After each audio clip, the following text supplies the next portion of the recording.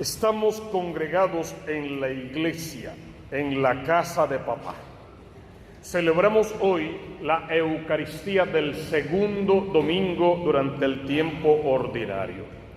Ya completamos las 4 semanas o los 4 domingos del Adviento, y ya también completamos el tiempo de Navidad, y con la fiesta del bautismo del Señor comenzó la primera parte del tiempo ordinario.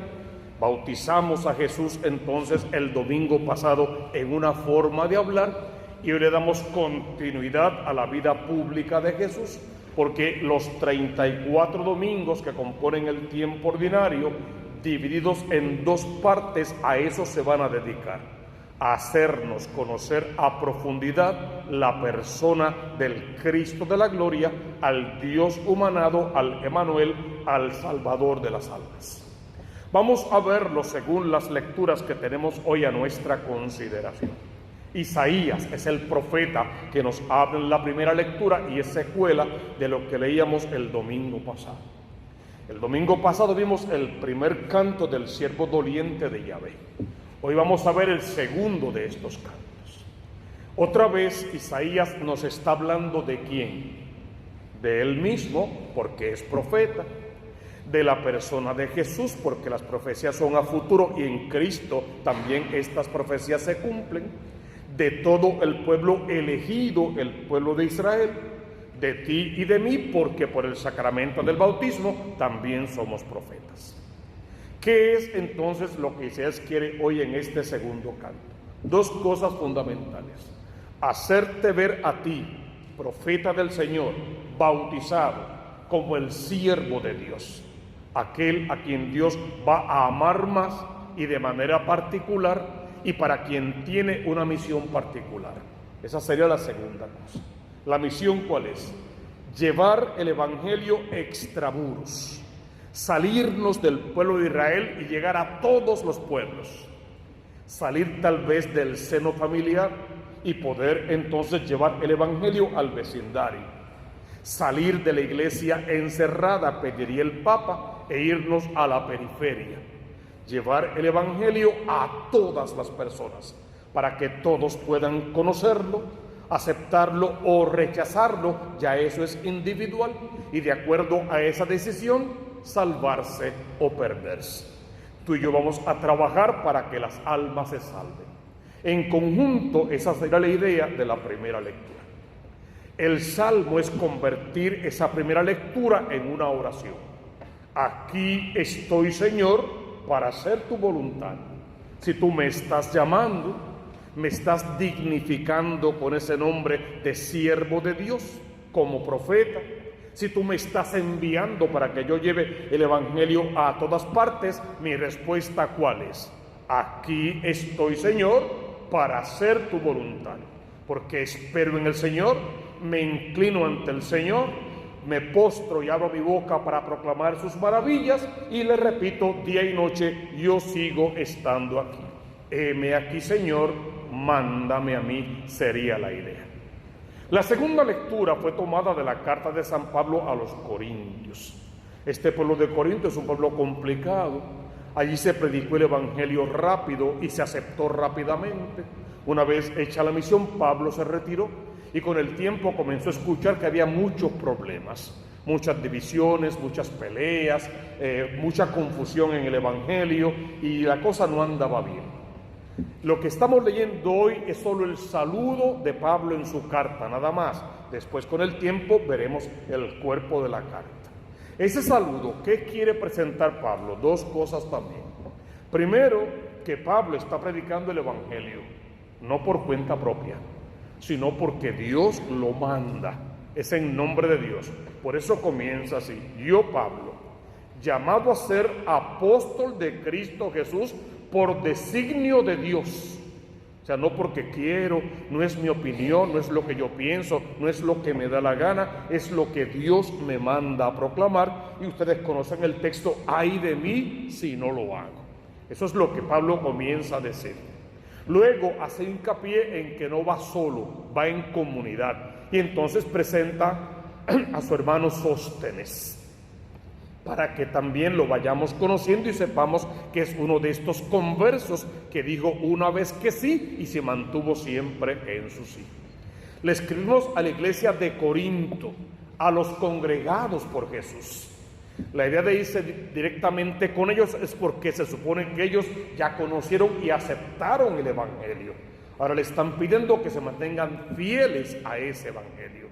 Y siendo fieles, les ayuden también en la conquista de otras almas, en la unidad de la comunidad, en la perseverancia en la fe, en la conversión diaria y en el camino de la santidad.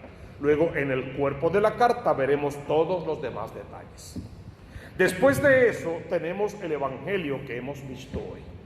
El domingo pasado, repetimos, participamos del bautismo del Señor. Hoy es una secuela de ese mismo bautismo. Fíjense que estamos en el ciclo A de lectura, son 3 ciclos, A, B y C. Y en el ciclo A regularmente se lee a San Mateo, que es el que estamos leyendo.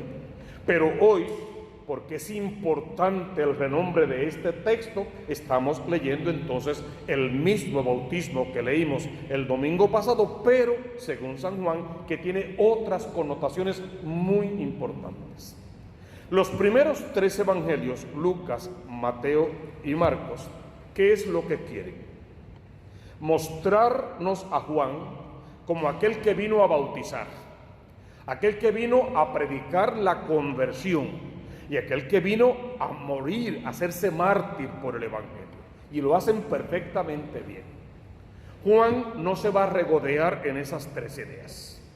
Juan no presenta a Jesús, o el Evangelio no presenta a Jesús tanto, a Juan tanto como aquel que vino a bautizar.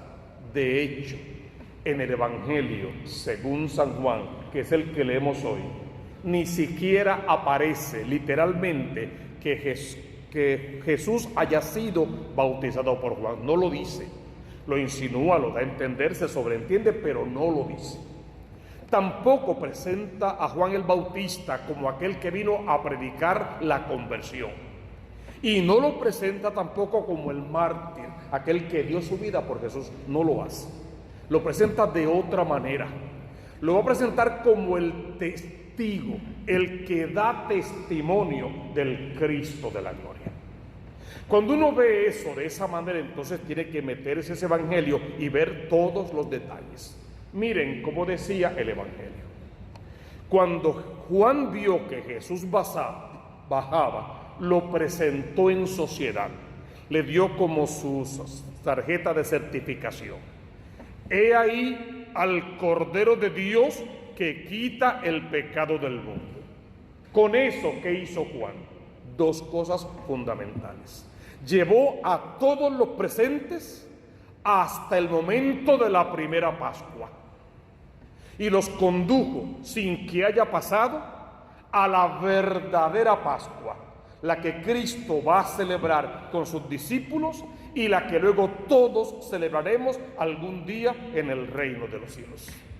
Los llevó a aquel cordero macho, cabrío, de 1 año sin defecto, que hizo la liberación del pueblo de Israel que estaba preso en Egipto, aquella noche gloriosa de la muerte de los primogénitos, donde el pueblo fue rescatado de la esclavitud, pasado por el Mar Rojo, llegados al desierto 40 años hasta la entrada triunfal a la tierra prometida.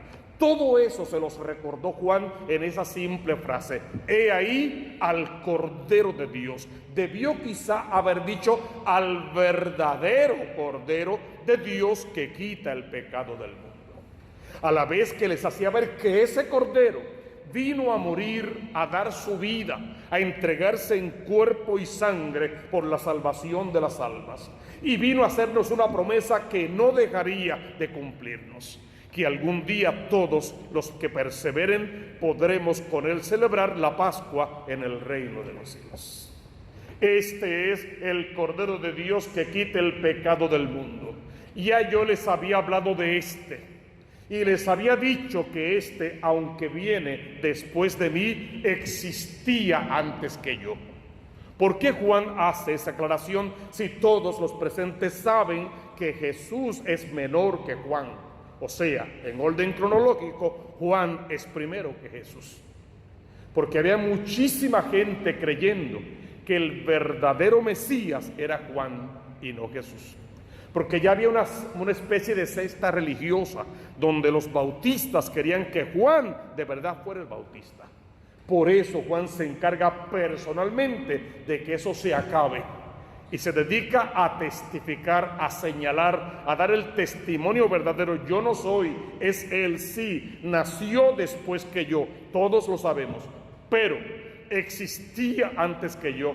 Es el que está fuera del tiempo, es el engendrado, el no creado, es el Emanuel, el Dios con nosotros, es Cristo en persona que viene para salvarnos, ya no de la esclavitud de Egipto, sino de la muerte y del pecado. Todo eso y más Juan lo va diciendo en esa frase. Y yo no lo conocía, pero he salido a bautizar con agua, y lo dice 2 veces en este evangelio. Yo vine a bautizar con agua, para que quede claro que es solo un bautismo de rutina. El bautismo en el fuego del Espíritu Santo es aquel que el Cristo mismo viene a implantar, para que sea manifestado a Israel.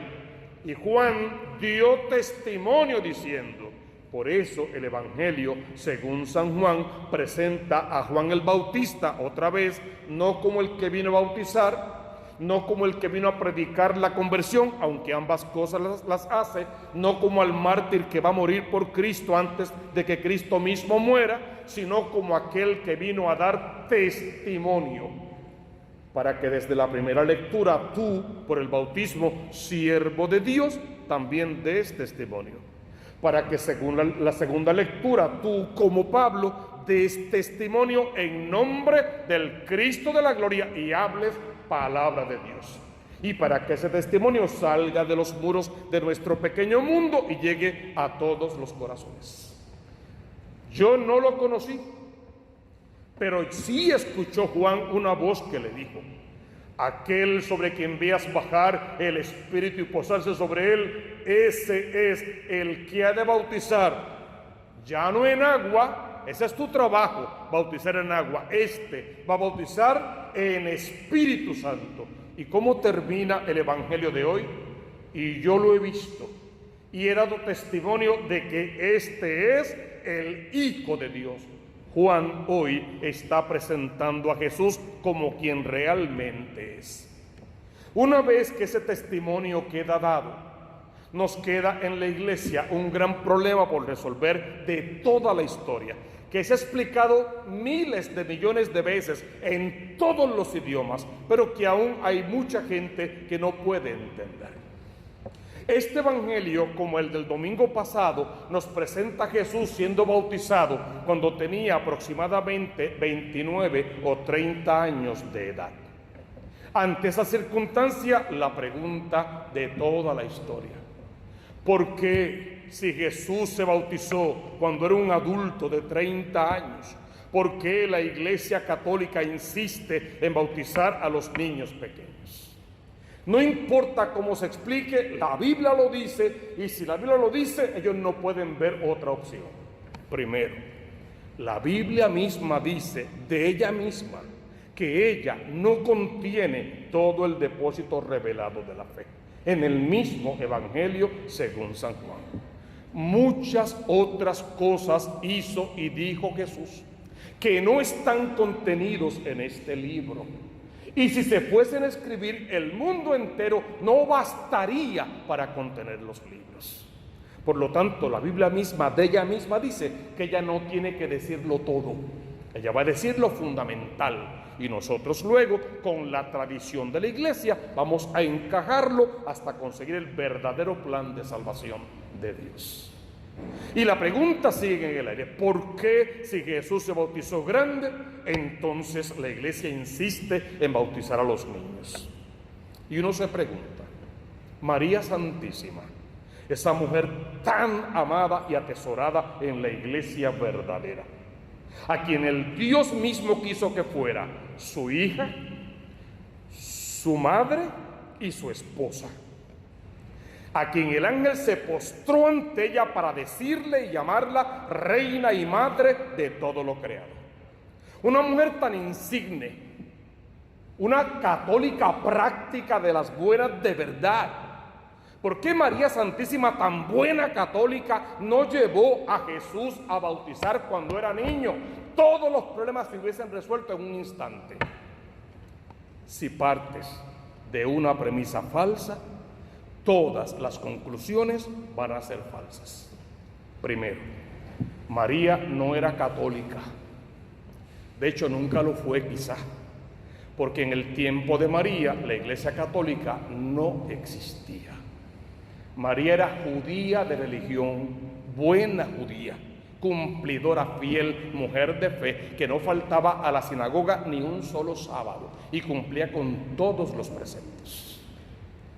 María no llevó a Jesús a bautizar, eso es verdad. ¿Irresponsable? No, la más responsable de todas. ¿Por qué María no bautizó a Jesús cuando él era niño? Respuesta acertada. Porque cuando Jesús era niño, el sacramento del bautismo no existía. Fue Jesús quien el último día de su paso por este mundo, antes de subir al cielo, instituyó el sacramento del bautismo. No existía el bautismo cuando Jesús era niño. María, aunque quisiera, no podía bautizarlo. Eso sí, ¿habría algún rito en la iglesia judía para los niños? Que conozcamos bien dos entre otros. ¿Cuáles eran? A los 8 días de nacido, un niño varón tenía que ser circuncidado. Cuando Jesús cumplió 8 años, 8 días, María no fue a la cuna y le dijo: Jesús, levántate, despierta, hoy cumples 8 días de nacido, ¿tú quieres que yo te circuncide? No le preguntó, sería absurdo. No le preguntó. Lo levantó, lo bañó, lo vistió y lo hizo circuncidar sin permiso de Jesús. Porque quien pedía eso en la ley judía era Dios. Y con que Dios lo pida es suficiente para María y para cualquier madre responsable. Por eso María circuncidó al niño Dios sin pedirle permiso al niño, porque el Padre Dios lo mandaba, y si Dios lo manda, no hay más que discutir. Cuando el niño cumplió 40 días de nacido, porque era primogénito, porque era varón, tenía que ser presentado al templo y pagar una ofrenda. Otra vez María no le preguntó a Jesús: oye Jesús, tienes 40 días de nacido, ¿tú quieres que yo te presente? Lo levantó, lo bañó, lo vistió, tomó sus pichones o sus tórtolas, se fue con José, se encontró con Simeón y con Ana y lo presentaron en el templo. Por lo tanto, todos los deberes que María tenía como madre realmente religiosa y mujer de fe con su hijo niño en su iglesia, la iglesia judía, María los cumplió todos sin pedirle permiso al niño, porque el Dios del cielo le daba permiso, no le daba permiso, le mandaba a cumplir con eso. Si el sacramento del bautismo hubiera existido en aquel entonces, María segurito hubiese bautizado al niño. ¿Por qué la Iglesia Católica bautiza a los niños? Porque Dios lo manda. Vayan por todo el mundo, proclamen el Evangelio, los bautizan a todos en el nombre del Padre, del Hijo y del Espíritu. El que crea y se bautiza se salva, el que no ya está condenado. Y dice la palabra que Pedro, Juan, Pablo y todos los demás iban por todas partes, campos y ciudades, y los bautizaban a todos, familias completas. Y familias completas son familias completas, ancianos, viejos, adultos, mayores, jóvenes y niños también. Todos eran bautizados. Sí, pero en un principio solo se bautizaban los adultos. Centella, con 2 chavos de cerebro se entiende que en un principio había que bautizar los adultos porque nadie estaba bautizado, se empezó por los adultos, pero la palabra claramente dice que había que bautizarse para poder salvarse. Por eso la iglesia, que es madre y maestra, bautiza a los niños, Busca un padrinaje, alguien que se comprometa también ante Dios para hacer las bases de acompañante, de testigo, si quieres, para que ese niño conozca, cumpla, crezca en la ley del amor de Dios y pueda salvarse. Jesús se bautizó grande porque en su tiempo el bautismo no existía. Ahora bien, si insistes en que el niño tiene que saber qué hacer para poderlo hacer, entonces, si tienes un bebé y está llorando porque tiene hambre, por favor, no le des de comer hasta que le preguntes si quiere comer o no. Si está enfermo y se te está muriendo, no le des ninguna medicina hasta que él te diga si quiere medicinas o no. No lo bañes, no lo cambies de ropa, no lo limpies, porque él no te ha dado permiso. Sería absurdo. Todo lo que es importante en la vida de nuestros hijos ha sido sin su permiso. La comida, el baño, los medicamentos, la escuela, inclusive en su contra a veces, la escuela, las responsabilidades, todo ha sido por obligación. Y Dios, si en fin de cuentas Dios es lo más importante. Y con el sacramento del bautismo solo colocas en su corazón esa semilla que va a crecer grande, pequeñita, si quieres como un granito de mostaza que se va a abrir como un gran arbusto donde podrás tener una fe tan firme que luego nada ni nadie lo va a hacer perder en este mundo. Criamos hijos débiles en la fe. Tenemos hombres y mujeres con muchos problemas en la vida. Vamos a bautizar a nuestros hijos y a nuestros nietos y bisnietos para que queden consagrados a Dios, separados para Dios, queden marcados con el carimbo, el sello de la pertenencia, propiedad exclusiva de Cristo. Y al crecer y al desarrollarse ese germen de la fe, puedan ser hombres y mujeres de fe que nos ayuden a hacer de este mundo uno en el que bien valga la pena vivir. El sacramento del bautismo es el regalo que Dios le hace a la Iglesia de iniciación, para que, iniciados en la fe, luego podamos aprender a vivir en santidad. Que todos los bautizados alaben y bendigan al Cristo de la gloria, al que murió por nosotros y ahora nos garantiza la vida eterna.